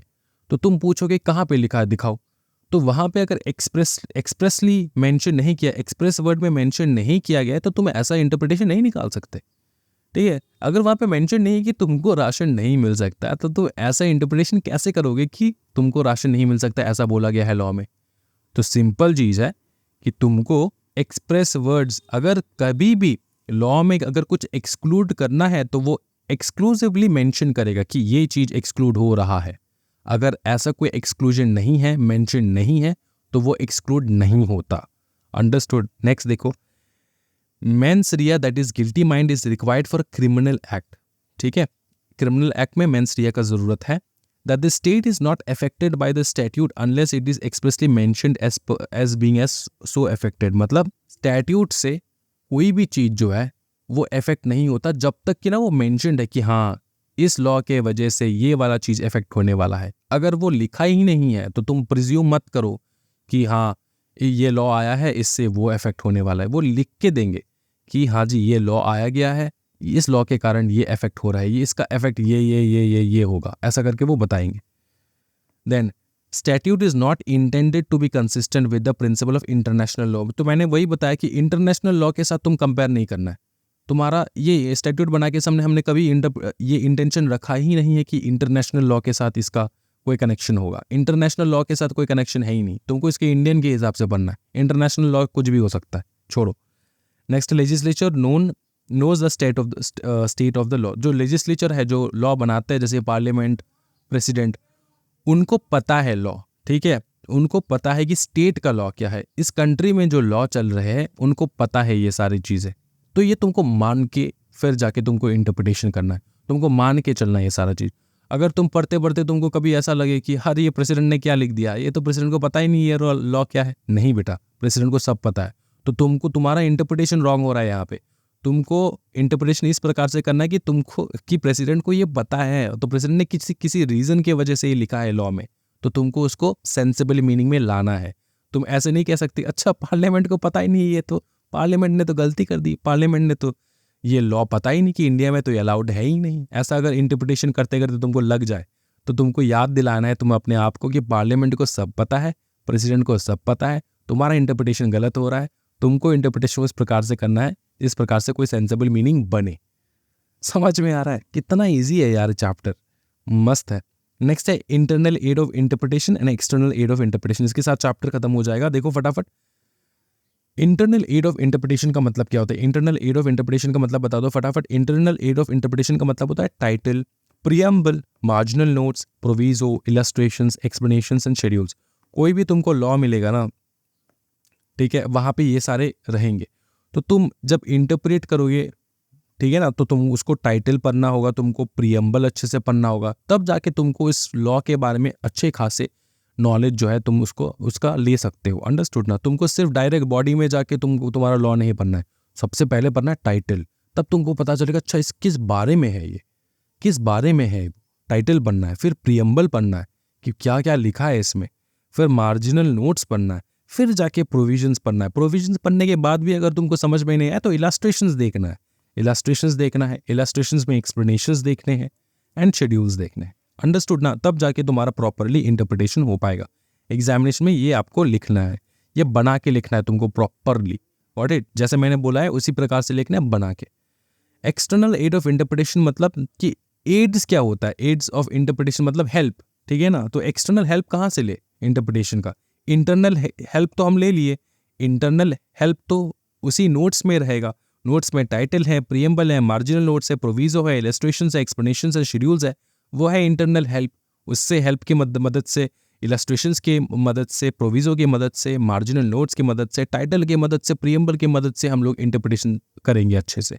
लेकिन एक्सटर्नल हेल्प कहाँ से ले? एक्सटर्नल हेल्प ऑफ इंटरप्रिटेशन आएगा पार्लियामेंट्री हिस्ट्री। पार्लियामेंट में पहले कैसा क्या इस प्रकार का कोई लॉ आया था, किस रीज़न की वजह से आया था, वो देखेंगे। कमिटीज़, बहुत सारे कमिटी बनते हैं, उन कमिटीज़ का रिपोर्ट में क्या आया वो देखेंगे। सोशल, पॉलिटिकल, इकोनॉमिकल डेवलपमेंट देखेंगे कि अब सोशली क्या चल रहा है, अब इकोनॉमिकली क्या चल रहा है, क्या डेवलपमेंट हुआ है, क्या कोई रिलेशन है इस लॉ का इसके साथ, वो देखेंगे हम लोग। फिर स्टैट्यूट्स का रेफरेंस लेंगे, डिक्शनरीज देखेंगे, फिर लास्ट में जाके फॉरेन डिसीजन देखेंगे कि फॉरेन में भी क्या डिसीजन आया है इस प्रकार के लॉ का। अगर तुमको इंटरप्रिटेशन नहीं आ रहा है तो फॉरेन का भी तुम मिलाओगे, वहाँ पर भी देखोगे, तब जाके यहाँ पे देखोगे। समझ में आ रहा है ना। जैसे पकड़ लो, कल हम लोगों ने करवाया था टॉट्स में हम लोगों ने देखा था MC Mehta versus union of India. क्या बताओ? MC Mehta versus union of India, जो श्रीराम फूड एंड फर्टिलाइजर्स थे। अच्छा, वहाँ पे क्या हुआ? ओरियम गैस लीक हो गया था, ओरियम गैस लीक होकर डैमेज हुआ। ये अगर तुमको पता ही नहीं चल रहा है कि ये जो लॉ बनाया ना, ये जो एक जजमेंट आया था, तुमको ये इंटरप्रेट ही नहीं कर पा रहे हो तो तुम फॉरेन लॉ को इंटरप्रेट कर लोगे। फॉरेन सेम टू सेम क्या हुआ था? सेम टू सेम हुआ था रायलैंड वर्सेस फ्लेचर में। अंडरस्टूड ना। तो उसी प्रकार से यहाँ पे बताया जा रहा है कि यूज ऑफ फॉरेन डिसीजंस। तो तुमको इंडियन डिसीजन समझ में नहीं आ रहा है, फॉरेन डिसीजन को तुम रेफरेंस के तौर पे, हेल्प के तौर पे ले सकते हो। अंडरस्टूड? समझ में आ रहा है? इसी के साथ ये पूरा चैप्टर कंप्लीट हो जाए। मेरे को नहीं लगता कि बेटा अगर मतलब साक्षात कृष्ण जी भी आ जाए तुमको इससे अच्छा एक्सप्लेनेशन मिल सकता है। ठीक है ना। तो आपको अगर बाई चांस कोई डाउट है तो कमेंट सेक्शन में ज़रूर डाउट जो है पूछ लेना। आई होप कि आप लोग को समझ में आ रहा है सब कुछ। 2 मिनट का ब्रेक लेंगे। ब्रेक आपके लिए रहेगा, मेरे लिए नहीं। तुम ब्रेक लो, उसके बाद थोड़ा 2 मिनट का रिवाइव करके फिर से तुम देखना चालू कर दो। ठीक है, मैं तो कंटिन्यू करने वाला हूँ, नेक्स्ट चैप्टर में जाने वाला। अभी मेरे लिए कोई ब्रेक नहीं, आपके लिए 2 मिनट ब्रेक ले सकते हो, उसके बाद फिर से ज्वाइन करो। अच्छा, स्टार्ट करें हम लोग नेक्स्ट चैप्टर जो कि है एडमिनिस्ट्रेटिव लॉ। क्या बताओ? Administrative law. एडमिनिस्ट्रेटिव लॉ बहुत ब्यूटीफुल सा चैप्टर है, देखो फटाफट कंप्लीट कर देंगे। ज़्यादा पेजेस का नहीं है, 3 पेज का चैप्टर है बस। Administrative law. एडमिनिस्ट्रेटिव लॉ क्या है? मैक्सिमम बच्चे जो एग्जामिनेशन देने जाते हैं उनको पता नहीं कि एडमिनिस्ट्रेटिव लॉ का मीनिंग क्या होता है, ये लॉ किस कारण के लिए है, वही नहीं पता होता है उनको। बताओ, अगर तुम उनमें से हो तो बता दो, हाँ सर हम उनमें से है। बताओ हाँ जी, एडमिनिस्ट्रेटिव लॉ किसके लिए है? बताओ ना। एडमिनिस्ट्रेटिव लॉ जो है वो गवर्नमेंटल बॉडीज़ के लिए है, गवर्नमेंटल इंस्टीट्यूशंस के लिए है। गवर्नमेंटल जो ऑफिसर्स वगैरह है उनका काम सही से हो पाए, उनको गवर्न करने के लिए एडमिनिस्ट्रेटिव लॉ लाया गया है। समझ में आ रहा है? समझ में आ रहा है? बताओ फिर से। Administrative law is a branch of public law that governs the activities of administrative agencies of the government. Government के जो एडमिनिस्ट्रेटिव एजेंसीज है उनको गवर्न करता है ये। ठीक है, उनकी एक्टिविटीज को गवर्न करते हैं कि वो सही से काम कर रहे हैं कि नहीं। वो administrative law ensures that governmental bodies such as ministries, ठीक है, departments, regulatory agencies act within their legal limits and respect the rights of the citizen। समझ में आ रहा? तो सर ये अगर एडमिनिस्ट्रेटिव लॉ जो है वो अगर गवर्नमेंट डिपार्टमेंट्स के ऊपर, गवर्नमेंट मिनिस्ट्रीज के ऊपर, गवर्नमेंट रेगुलेटरी ऑफिसर्स के ऊपर, एजेंसीज के ऊपर, उनके ऊपर लागू होते तो हम क्यों पढ़ रहे हैं? तुम इसलिए पढ़ रहे हो क्योंकि तुमको तुम्हारा राइट पता चले कि कल को अगर कोई भी गवर्नमेंट गवर्नमेंट से कोई भी बंदा आके तुम्हारे साथ रॉन्ग डूइंग कर दे, तुम्हारे साथ कोई गलत काम कर दे, तुम्हारे के साथ नाइंसाफ़ी करे, तुमको तुम्हारा राइट पता होना चाहिए कि वो बंदा ऐसा नहीं कर सकता है। समझ में आ रहा है? उसके कंट्रोल में नहीं है, ये चीज़ तुमको पता करना होता है। समझ में आ रहा है? ये समझ में आ रहा है? कोई टेंशन वाली बात तो है ही नहीं सर, बहुत ब्यूटीफुल लग रहा है सर ये तो। हाँ, देखो सोर्सेस ऑफ एडमिनिस्ट्रेटिव लॉ देखेंगे हम लोग। ये एडमिनिस्ट्रेटिव लॉ जो है वो बनता कैसे है, कहाँ से आता है? कॉन्स्टिट्यूशन ऑफ इंडिया से आता है, एक्ट्स बनते हैं, स्टैट्यूट्स बनते हैं, वहाँ से आता है। ऑर्डिनेंसेस निकाला जाता है, ऑर्डिनेंसेस कौन निकालता है? प्रेसिडेंट निकालते हैं, ठीक है। एडमिनिस्ट्रेटिव डायरेक्शंस निकाला जाता है, नोटिफिकेशंस एंड सर्कुलर्स आते हैं, वहाँ से बनते हैं लॉ। जुडिशियल डिसीजन सुनाया जाता है, वहाँ से बनते हैं लॉ। तो इनमें से जो पहला 3 टॉपिक है ये तुम बना के एग्जामिनेशन में लिख सकते हो, इनके बारे में ज़्यादा कुछ बताया भी नहीं गया है। जो चौथा वाला टॉपिक है जुडिशियल डिसीजंस, वो हम लोग बहुत गौर से देखने वाले हैं। Judicial control over administrative actions बहुत अच्छे से देखेंगे, फटाफट देखेंगे। सबसे पहले है कॉन्स्टिट्यूशनल। क्या बताओ? कॉन्स्टिट्यूशनल। अब कॉन्स्टिट्यूशनल का मतलब क्या है? It is for the judiciary to decide whether or not the act is in conformity with the constitution requirements. तो कोई भी काम अगर तुम्हारा ये जो गवर्नमेंट के एडमिनिस्ट्रेटिव डिपार्टमेंट्स है ना वो काम कर रहे हैं, तो जुडिशरी डिसाइड करेगा वो कॉन्स्टिट्यूशनल काम है कि नहीं, वो कॉन्स्टिट्यूशन के हिसाब से काम हो रहे हैं कि नहीं, या फिर कॉन्स्टिट्यूशन के अगेंस्ट में जा रहे हैं। ये डिसाइड कौन करेगा? जुडिशरी। स्टैट्यूटरी, स्टैट्यूटरी में आता है स्टैट्यूटरी अपील्स। अब स्टैट्यूटरी अपील्स का मतलब क्या होता है तुमको तुम समझो बहुत अच्छे से। स्टैट्यूटरी अपील का मतलब होता है कि कभी भी अगर आप गवर्नमेंट डिपार्टमेंट में गए, ठीक है, पकड़ लो गवर्नमेंट डिपार्टमेंट गए, उनने तुमको कुछ बता दिया जो तुमको पसंद नहीं आया, तो उनने कुछ बता दिया, उनने तुमको कुछ डिसीजन सुना दिया कि तुम्हारा ये नहीं हो सकता, तुम्हारा प्रीएफ ग्रांट नहीं हो सकता, पकड़ लो, तो तुम क्या करोगे? उसके अगेंस्ट तुमको पता है कि उसके पास पावर नहीं है ऐसा करने के लिए, वो रिश्वत खाने के लिए ऐसा कर रहा है, तो तुम क्या करोगे? स्टैट्यूटरी अपील करोगे। कहाँ पे जाओगे? कोर्ट में जाओगे। समझ में आ रहा है? A specific right of appeal from N administrative authority. Administrative authority ने डिसीजन सुनाया, उसके ऊपर तुमको राइट मिलता है अपील करने का। Decision to a higher court, higher court में जाओगे और ट्रिब्यूनल में जाओगे। एग्जाम्पल के तौर पे if a tax of authority makes a decision regarding a persons tax liability, एक टैक्स अथॉरिटी ने बताया कि तुम्हारा टैक्स लाइबिलिटी ये रहा, the affected party might have the right under the tax law to appeal the decision to a higher tax tribunal or court। तो जो government officer ने बताया कि तुम्हारा टैक्स लाइबिलिटी ये रहा और तुमको पसंद नहीं है, तुमको लग रहा है कि नहीं वो तो ये ज़्यादा बता रहा है, तो तुम उसके अगेंस्ट अपील कर सकते हो। ठीक है, अपील कहाँ पे करोगे? हायर अथॉरिटी को करोगे, हायर ट्रिब्यूनल है टैक्स का, उन पे करोगे, या फिर कोर्ट में चले जाओगे। समझ में आ रहा है ना? ये नेक्स्ट है लास्ट में, लास्ट मतलब स्टैट्यूटरी का भी है, रेफरेंस टू हाई कोर्ट और स्टेटमेंट ऑफ द केसेस। इसका मतलब क्या होता है? जब कभी भी तुम एडमिनिस्ट्रेटिव तुम्हारा डिपार्टमेंट है, तुमको डाउट लग रहा है, ठीक है, तुम क्लियर नहीं हो, तुम अनक्लियर हो, ठीक है, तुमको जो ये क्वेश्चंस है ना, लीगल क्वेश्चंस बहुत कॉम्प्लेक्स लग रहे हैं, तो तुम क्या करोगे? इस डिसीजन सुनाने से पहले तुम तो गवर्नमेंट ऑफिसर हो, तुम्हारा एडमिनिस्ट्रेटिव डिपार्टमेंट है, तुम क्या करोगे? तुम कोर्ट में जाओगे, तुम बोलोगे कोर्ट मेरे को ये डाउट है, आप सॉल्व करके दो कि इसका क्या हो सकता है। समझ में आ रहा है? देखो, when a case involves complex legal questions that are unclear और disputed, the administrative body can refer this questions, refer कहाँ पे करेगा? Refer this questions to the high court before proceeding with the final decision. क्या ये समझ में आ रहा है? Before proceeding with the final decision. Next है ऑर्डिनरी और इक्विटेबल। ऑर्डिनरी एंड इक्विटेबल क्या क्या आता है? देखो, injunction, declaratory action, action for damages. Injunction, declaratory action and action for damages. Injunction का मतलब क्या होता है? Equitable remedy, and declaratory actions और ऑर्डिनरी रेमेडी है।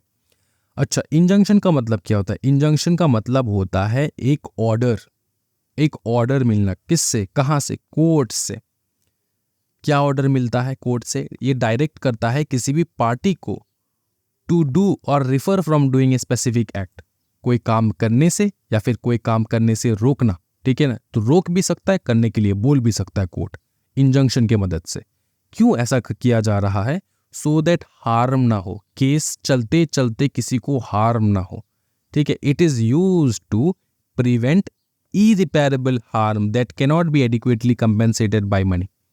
समझ में आ रहा है ना, जो मनी के साथ कंपेंसेशन नहीं हो सकता है, हार्म हो जाएगा, उसको जो है ना होने के लिए, वो हार्म ना होने के लिए इस प्रकार का जजमेंट जो है सुनाया जा सकता है। ठीक है, डायरेक्शन सुन दिया जा सकता है, जिसको हम लोग कहते हैं injunction, injunction order by the court ऐसे कहते हैं हम लोग। डिक्लेरेटरी एक्शन मतलब ये है कि एक डिक्लेरेटरी जजमेंट होता है जहाँ पे कोर्ट डिसीजन लेता है, क्लैरिफाई करता है लीगल पोजीशन, किसका क्या लीगल पोजीशन है of the parties involve without ordering any specific action और अवॉर्डिंग डैमेजेस। तो यहाँ पे कोई स्पेसिफिक एक्शन नहीं लिया जाता है, कोई भी डैमेजेस जो है वो पे नहीं किया जाता है। Got it. यहाँ पे सिर्फ लीगल पोजीशंस बताया जाता है कि हाँ तुम्हारा ये कंडीशन है, तुम्हारा वो कंडीशन है, तुम ये कर सकते हो, तुम वो कर सकते हो, तुम्हारा लीगल पोजीशन ये है, तुम्हारा लीगल पोजीशन वो है। तो सर यहाँ पे कोई डैमेजेस वगैरह, अगर किसी को नुकसान हुआ तो डैमेजेस वगैरह के बारे में सोचेंगे, नुकसान नहीं हुआ, सिर्फ वो अपने अपने लाइबिलिटी जानने आए कोर्ट में, तो जज बता देगा कि तुम्हारा लीगल पोजीशन ये है, तुम्हारा लीगल पोजीशन वो है। लास्ट में आता है action for damages. Action for damages वही है कि अगर कोई डैमेज हुआ तो एक्शंस लिया जाता है, उसके अगेंस्ट कंपेंसेशन दिया जाता है, तो यही होता है एक्शन फॉर डैमेजेस। ये आ जाएगा आपके कहाँ पे बताओ, judicial control over administrative action में। नेक्स्ट देखो, प्रिंसिपल ऑफ नेचुरल जस्टिस देखेंगे हम लोग। क्या बताओ, प्रिंसिपल ऑफ नेचुरल, ये देखा जाए तो यही एक मेन टॉपिक बच चुका है इस चैप्टर का, principle of natural justice. Natural justice में आता है बायसनेस, एक बहुत इंपॉर्टेंट टॉपिक जो आता है वो है बायसनेस, रूल अगेंस्ट बायस, रूल अगेंस्ट बायस। अब ये बायस का मतलब तो तुमको पता ही है, बायस हो जाना, किसी के तरफ हो जाना, किसी के तरफ हो जाना, समझ में आ रहा है ना। दो पार्टी है, तुम एक तरफा हो जा रहे हो, तुम अनबायस्ड नहीं हो, तुम बायस्ड हो, किसी को फेवर कर रहे हो तुम, ये है रूल अगेंस्ट बायस। तो जब भी जजमेंट वगैरह होता है, ठीक है ना, वो इस बात का ध्यान रखना होता है कि बायसनेस ना हो, बायसनेस ना हो। देखो, सबसे पहला है पिक्यूनरी बायसनेस, नेक्स्ट है पर्सनल बायसनेस, तीसरा है biasness as to subject matter. ठीक है, अच्छा, पिक्यूनरी बायसनेस मतलब ये होता है कि जब किसी भी डिसीजन में पैसे का लेन देन हो, जब किसी भी डिसीजन में पैसे का लेन देन हो, तो उस टाइम पे अगर तुम्हारा कोई पिक्यूनरी बायसनेस है, पिक्यूनरी तुम्हारा कोई रिलेशन है किसी भी एक पार्टी के साथ, किसी भी एक पार्टी के साथ, दो पार्टी है, एक पार्टी दो पार्टी, तुम बायस्ड हो इस पार्टी के टुवर्ड्स, तुम बायस्ड हो क्योंकि तुम्हारा कोई पिक्यूनरी रिलेशनशिप है इस पार्टी के साथ, पिक्यूनरी मतलब मनी रिलेशनशिप। ठीक है, तो उस वक्त तुम इस प्रकार का जजमेंट वगैरह नहीं दे सकते। समझ में आ रहा है ना। देखो, a judge hearing a case involving a company in which they hold shares, एक केस आया जज के पास और वो केस ऐसा था जहां पे एक कंपनी था, उस कंपनी में तो जज का शेयर था, शेयर खरीद के रखा है जज ने उस कंपनी में। ठीक है, तो अगर जज ने उस कंपनी में शेयर खरीद के रखा है तो बताओ बायस होगा कि नहीं जज? जज तो चाहेगा ना कि उस कंपनी का रेपुटेशन बच जाए, सो दैट उसका शेयर्स डैमेज ना हो। तो शेयर्स वुड बी, देखो, in which they hold shares would be disqualified due to pecuniary bias. तो जज का जो हियरिंग हुआ किसी भी केस में अगर हो गया, अगर वहाँ पे बायसनेस था, वो कंपनी में शेयर्स था, तो वो जो हियरिंग हुआ वो तो डिस्क्वालीफाइड हो जाएगा। ठीक है, समझ में आ रहा है, डिस्क्वालीफाइड हो जाएगा वो हियरिंग। तो ये है पिक्यूनरी, समझ में आ रहा है। नेक्स्ट है पर्सनल बायस। पर्सनल बायस में देखो हम लोग समझेंगे कि पर्सनली रिलेट कर रहे हो, जज का फ्रेंड आया है कोर्ट में, उसका केस है, तो जज बायस होगा कि नहीं बताओ? जज का रिलेटिव आया है केस में, तो जज बायस होगा कि नहीं बताओ? तो उन केसेस में, इन बायसनेस केसेस में जज जजमेंट नहीं सुना सकता। अ जज is presiding over a case involving a friend और a relative would raise concerns about personal bias. समझ में आ रहा है। नेक्स्ट लास्ट है bias as to subject matter bias. Subject matter bias में क्या है कि किसी भी सब्जेक्ट मैटर है जिससे तुम रिलेट करते हो, किसी भी सब्जेक्ट मैटर जिससे तुम रिलेट करते हो। देखो, अ जज strongly against a particular political ideology presiding over A case involving that ideology might be considered biased. समझ में आ रहा है कि कोई जज है जो एक पॉलिटिकली ड्रिवन जज है, समझ में आ रहा है, जो पॉलिटिकली बायस्ड है, पॉलिटिकली वो एक ही पार्टी को सपोर्ट करते हैं, ईस्ट एंड वेस्ट हमेशा। तो अगर पॉलिटिकल कोई केस आया, ठीक है, पॉलिटिकल कोई केस आया, तो वो जज जो है वो जजमेंट नहीं सुना सकता उस केसेस में, उन केसेस में, क्योंकि वो पॉलिटिकली बायस्ड हो जाएगा। ठीक है ना, वो सब्जेक्ट जो है, सब्जेक्ट ऐसा सब्जेक्ट है, वो सब्जेक्ट है पॉलिटिकल सब्जेक्ट, पकड़ लो।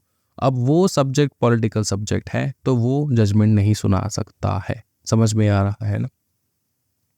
अब जैसे मैं तुमको बताता हूँ, कल हम लोगों ने टॉर्च में देखा था सबरीमाला टेम्पल का केस। सबरीमाला टेम्पल में एक सुप्रीम कोर्ट का बेंच बैठा, सुप्रीम कोर्ट के बेंच में 4 मेल जजेस थे, एक ही फीमेल जजेस थी। क्यों? सारे को सारे फीमेल जजेस रख देते ना, नहीं रख सकते सारे फीमेल जजेस। क्यों सर? क्योंकि वो बायसनेस हो जाएगा। कैसे बायसनेस होगा सर? क्योंकि वो जो केस था वो फीमेल रिलेटेड केस था, फीमेल के मेंस्ट्रुएशन से रिलेटेड केस था, कि वो टेम्पल में एंटर नहीं कर पाएंगे। तो अगर सारे विमेंस है बेंच में तो वो बायसनेस हो जाएगा, इसलिए उस प्रकार का बेंच बना ही नहीं गया। 4 मेल जजेस बैठा दिए और एक फीमेल जजेस, क्योंकि फीमेल का भी तो वो इनपुट लेना है, इसलिए। अंडरस्टूड ना? समझ में आ चुका है।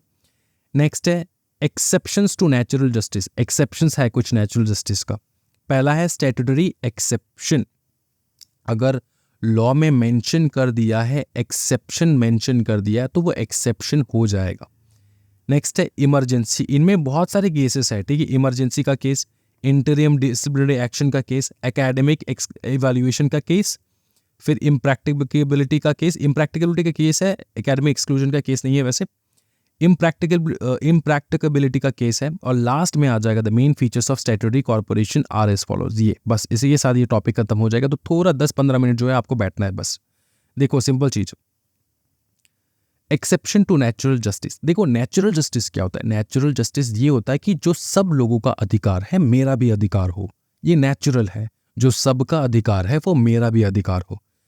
सबसे पहला जहां पे ये नेचुरल जस्टिस हम लोग नहीं मानेंगे वो है इमरजेंसी के वक्त। अब ये कौन सा इमरजेंसी है? पहला इमरजेंसी है मानेका Gandhi versus union of India. ये मानेका गांधी है क्या? कौन है? ये इंदिरा गांधी का डॉटर इन लॉ थी, ठीक है। अब देखो क्या हुआ, मानेका गांधी एक जर्नलिस्ट थी, उनको जाना था कहाँ पे, ये मैं एक्सप्लेन कर दूंगा, आपको रीड कर लेना घर पे, ठीक है। सिंपल चीज है। मानेका Gandhi versus union of India. हुआ क्या, मानेका गांधी ट्रैवल कर रही थी प्लेन से किसी और जगह, ठीक है, उनको जाना था, लेकिन उनको एयरपोर्ट में उनका पासपोर्ट सीज कर लिया गया था। तो मानेका गांधी ने केस कर दिया, बोला कि मेरा पासपोर्ट क्यों सीज किया? मैं भी तो कॉमन भारतीय नागरिक हूँ, सबको जाने का अलाउड है, मेरे को भी जाने का अलाउड होना चाहिए। मेरा पासपोर्ट सीज क्यों किया गया? और जिसके कारण मेरा इंपॉर्टेंट कोई मीटिंग वगैरह था, उससे मेरे को डैमेज हुआ, मैं नहीं पहुंच पाई, तो आपको भरना है वो डैमेजेस।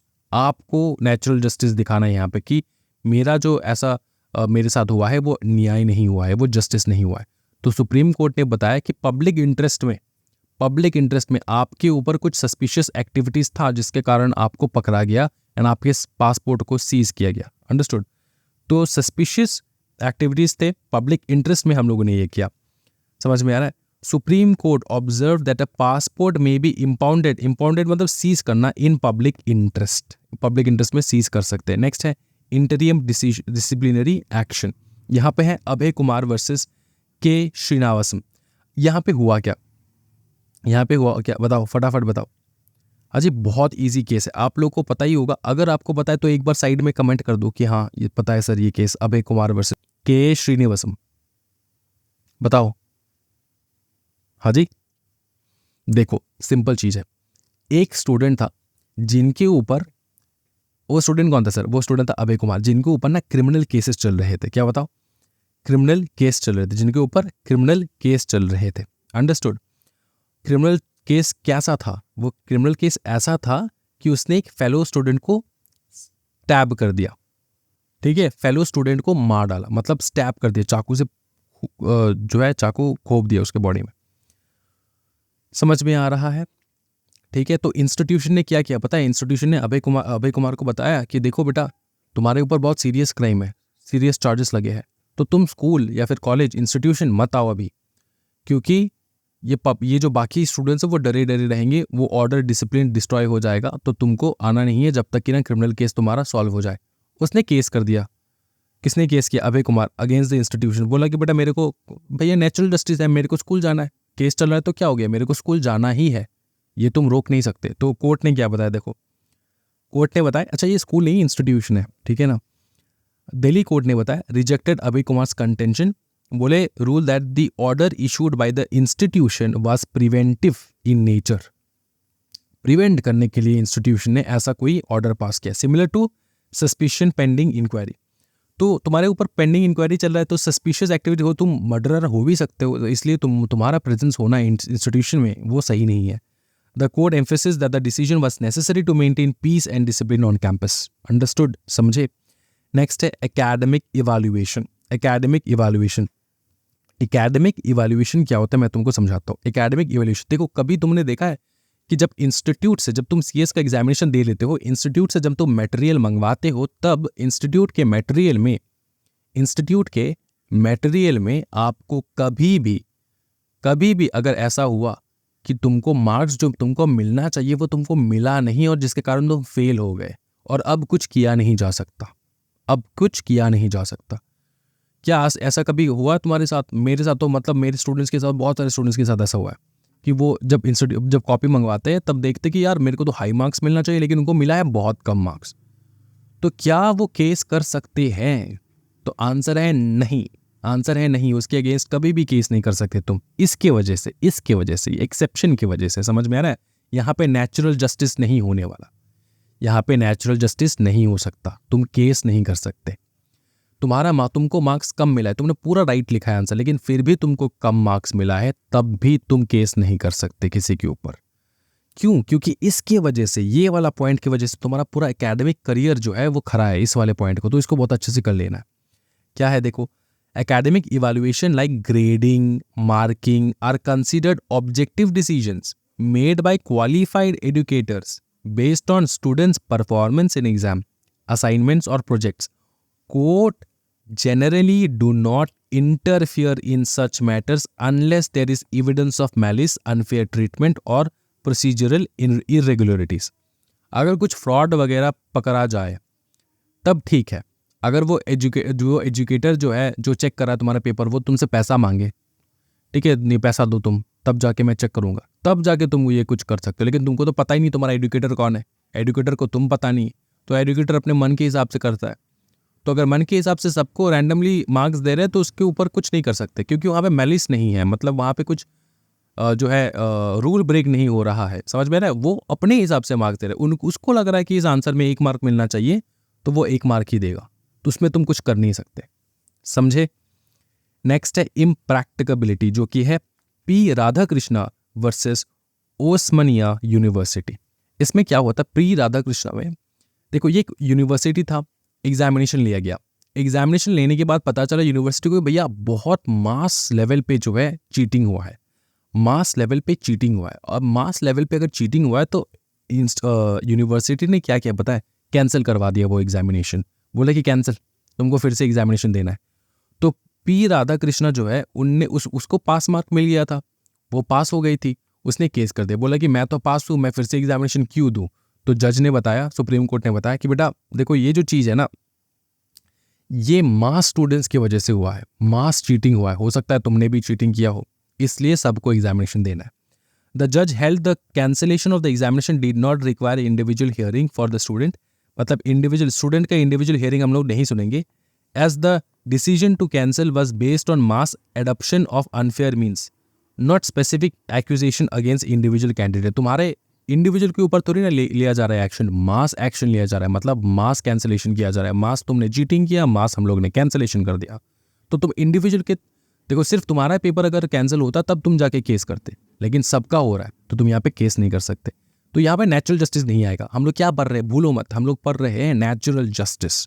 हम लोग पढ़ रहे हैं कि नेचुरल जस्टिस तुमको क्यों नहीं मिल सकता। यहाँ पे तुम अगर नेचुरल जस्टिस मांगने जाओगे नहीं मिल सकता, यहाँ पे मांगने जाओगे नहीं मिल सकता, यहाँ पे मांगने जाओगे नहीं मिल सकता, क्योंकि ये एक्सेप्शंस पर है ना हम लोग, एक्सेप्शंस टू नेचुरल जस्टिस। समझ में आ चुका है सर। लास्ट जो टॉपिक है ना वो है स्टैट्यूटरी कॉर्पोरेशन का फीचर्स। ये कंपनी लॉ है, इसको रीड करना है तुमको, ये कर लोगे पूरा चैप्टर खत्म हो जाएगा। इसी के साथ जो है तुम्हारा एडमिनिस्ट्रेटिव लॉ खत्म हो चुका है। एग्जामिनेशन में कुछ भी क्वेश्चन आना है तो यहीं से आना है, तो तुमको यहीं पढ़ के जाना है। ये है मैराथन नोट्स, ये मैं ऐड करवा दूंगा ग्रुप में। इसके अलावा जो नोट्स रहेगा, ठीक है, एडमिनिस्ट्रेटिव लॉ का नोट्स हो सकता है, इंटरप्रिटेशन ऑफ स्टैट्यूट्स का नोट्स है अलग से, जो कि इंस्टीट्यूट के मटेरियल के हिसाब से मैंने ड्राफ्ट करके, वो भी मैं अवेलेबल करवा दूंगा ग्रुप में।